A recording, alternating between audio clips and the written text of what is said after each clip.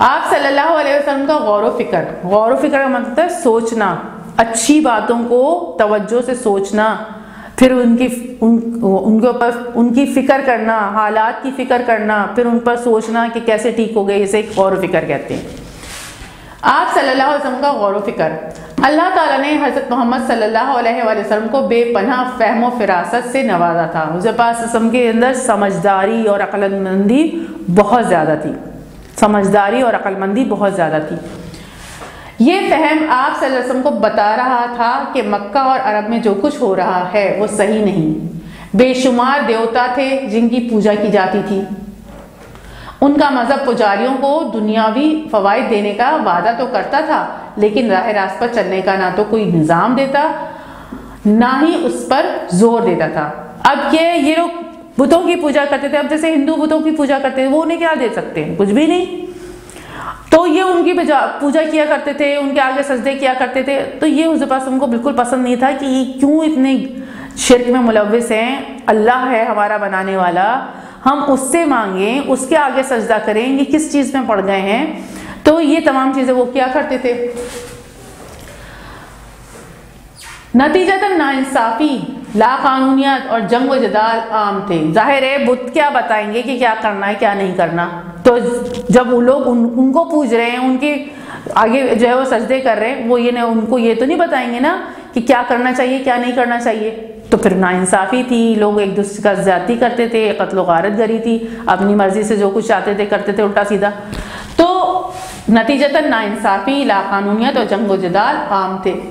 حق و انصاف، شرافت و ایمانداری اور انسانی ہمدردی کو ثانوی حیثیت حاصل تھی، یعنی ثانوی کا مطلب ہے دوسرے درجے کی، یعنی لوگ اتنی ساری برائیوں میں ملوث تھے تو شرافت اور ایمانداری اور انسانی ہمدردی سیکنڈ لیول پر آتی تھی، یعنی کسی کے اندر نہیں ہوتی تھی۔ پہلے سارے کے سارے جو ہے وہ آپس میں لڑنا، مار پیٹ، یہ وہ، لوگوں کے ساتھ زیادتی کرنا، اور انسانی ہمدردی بہت کم لوگوں میں تھی، کوئی کسی کے ساتھ ہمدردی نہیں کرتا تھا، اس کو ایسی سے لے لیتے تھے، بس ایسی سی بات، یعنی کوئی ویلیو ہی نہیں دیتا تھا، انسانی ہمدردی کو کوئی ویلیو نہیں دیتا تھا، شرافت کو کوئی ویلیو نہیں دیتا تھا۔ کوئی شریف شخص ہوتا تھا اور سچ بولتا تھا اور یہ ساری چیزیں کرتا تھا تو اس کو اتنی زیادہ مطلب ان تمام چیزوں کو ویلیو نہیں تھی۔ حق و انصاف، شرافت اور ایمانداری اور انسانی ہمدردی کو ثانوی حیثیت حاصل تھی۔ یہ بھی اس وقت یاد آتے تھے جب کوئی انفرادی یا قبائلی فائدہ ہوتا تھا، یعنی یہ حق و انصاف اور یہ ساری چیزیں جب یاد آتی تھی جب پورا قبیلہ کو فائدہ ہونا ہوتا تھا، کوئی فائدہ حاصل کرنا ہوتا تھا، تب کوئی کسی کے ساتھ ہمدردی کرتا تھا یا تب کوئی شرافت دکھاتا تھا، ورنہ سب لوگوں کے ساتھ زیادتیاں کرتے تھے۔ یعنی دنیا نے اچھائی کے بجائے فائدے کو اپنا نظریہ بنا لیا تھا۔ فائدہ حاصل ہو رہا ہے تو دوسرے کے ساتھ اچھا سلوک کر لیا، اور اگر فائدہ نہیں ہو رہا تو پھر برائی سلوک کر رہے ہیں۔ تو یہ تمام چیزیں اچھی نہیں ہیں۔ ہمیں تو اس دنیا سے چلے جانا ہے، ہمیں نیکیاں کرنی ہیں، لوگوں کے ساتھ بھلا سلوک کرنا ہے کہ ہمارا رب خوش ہو اور ہماری بعد کی زندگی، مرنے کے بعد کی زندگی اچھی ہو، اور اللہ تعالیٰ اور ہمارے اندر بھی سکون اور اطمینان ہو۔ لیکن لوگ کسی کے ساتھ بھلائی کرتے ہیں تو اس وجہ سے کہ انہیں کوئی دنیا کا فائدہ حاصل ہو جائے، تو یہ نیکی نہیں ہے، یہ اچھی بات نہیں ہے، بلکہ ہمیں تو اللہ کی رضا کے لیے نیکیاں کرنی چاہیے، اللہ کی رضا کے لیے دوسروں کے ساتھ بھلا سلوک کرنا چاہیے اور اچھا انسان بننا چاہیے۔ تو یہ تمام چیزیں نہیں تھیں۔ دنیا نے اچھائی کے بجائے فائدوں کو اپنا نظریہ بنا لیا تھا۔ یہ حقائق نوعمری سے ہی آپ صلی اللہ علیہ وسلم پر آشکار ہونا شروع ہو گئے تھے، یعنی بہت چھوٹی عمر میں ہی اس پاسموں کو بات سے سمجھ میں آ گئی تھی کہ یہ سب بری چیزیں ہیں، یہ نہیں ہونی چاہیے۔ نوعمری کا مطلب ہوتا ہے چھوٹی عمر میں۔ 40 سال کی عمر تک پہنچتے پہنچتے آپ صلی اللہ علیہ وسلم کا بیشتر وقت ان باتوں پر غور و فکر میں صرف ہونے لگا۔ اب جب حضور پاک صلی اللہ علیہ وسلم 40 برس کے ہوئے، 40 سال کے ہوئے، تو حضور پاک صلی اللہ علیہ وسلم کو بہت اچھی طرح سمجھ میں آ گیا کہ یہ لوگ بہت غلط رویہ اختیار کرتے ہیں، بہت غلط راستے پر ہیں۔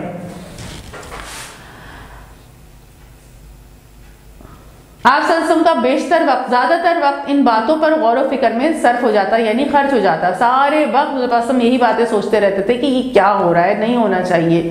آپ صلی اللہ علیہ وسلم کی عادت بن گئی کہ آپ صلی اللہ علیہ وسلم کھانا پینا آپ صلی اللہ علیہ وسلم کی عادت بن گئی کہ آپ صلی اللہ علیہ وسلم کھانے پینے کا سامان لے کر مکہ سے کچھ دور کوہ ہرا کے غار میں چلے جایا کرتے تھے۔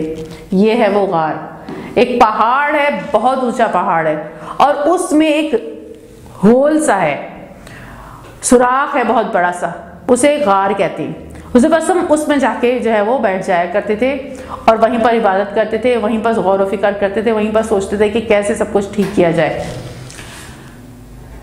تو آپ صلی اللہ علیہ وسلم کی یہ عادت بن گئی تھی کہ آپ صلی اللہ علیہ وسلم کھانے پینے کا سامان لے کر مکہ سے کچھ دور کوہ ہرا، کوہ پہاڑ کو بھی کہتے ہیں، پہاڑ کو کوہ بھی کہتے ہیں، کوہ ہرا کے غار میں چلے جایا کرتے تھے۔ یہاں آپ صلی اللہ علیہ وسلم اکثر کئی دن تک رہتے، یہاں آپ صلی اللہ علیہ وسلم اکثر کئی دن تک رہتے اور حالات پر اور دنیا کی حقیقت پر غور و فکر کرتے۔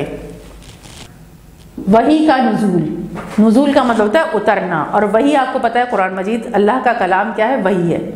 اب یہ کس طرح حضور پاک صلی اللہ علیہ وسلم پر قرآن مجید اترا وہ پڑھیں گے۔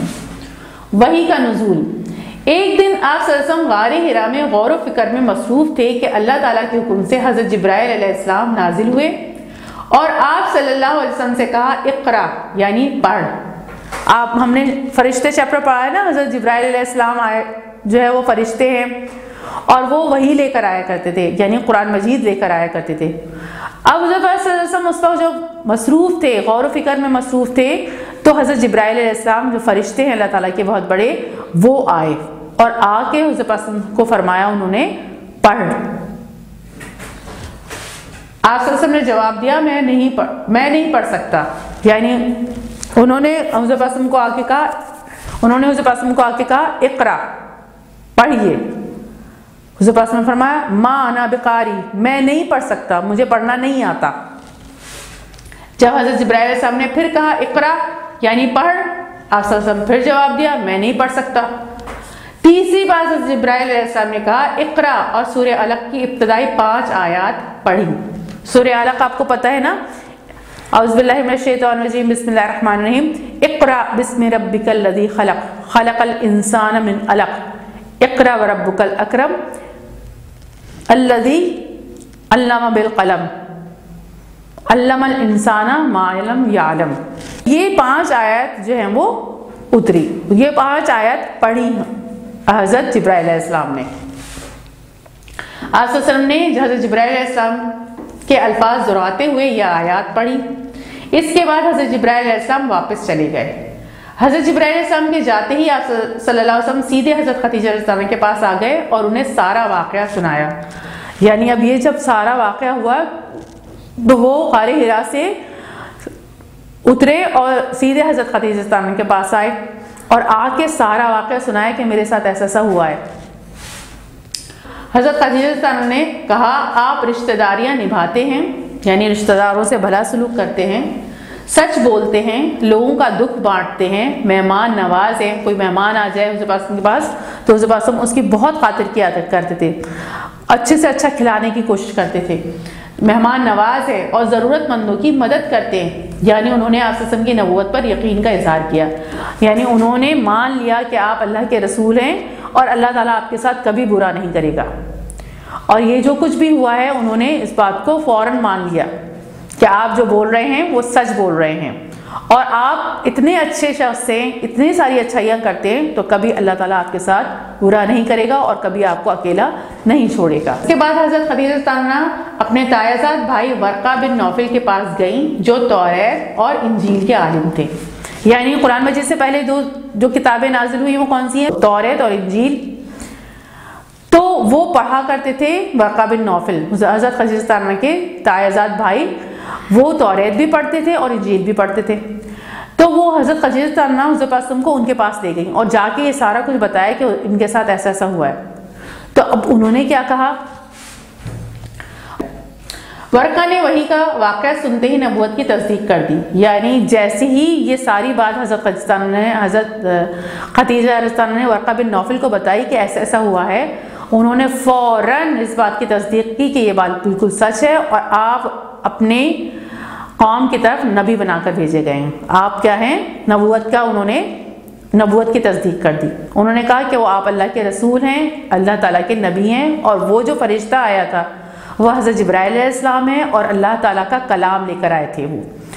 جیسے توریت اور انجیل ہے اسی طرح وہ کلام اللہ تعالیٰ کا وہ لے کر آئے.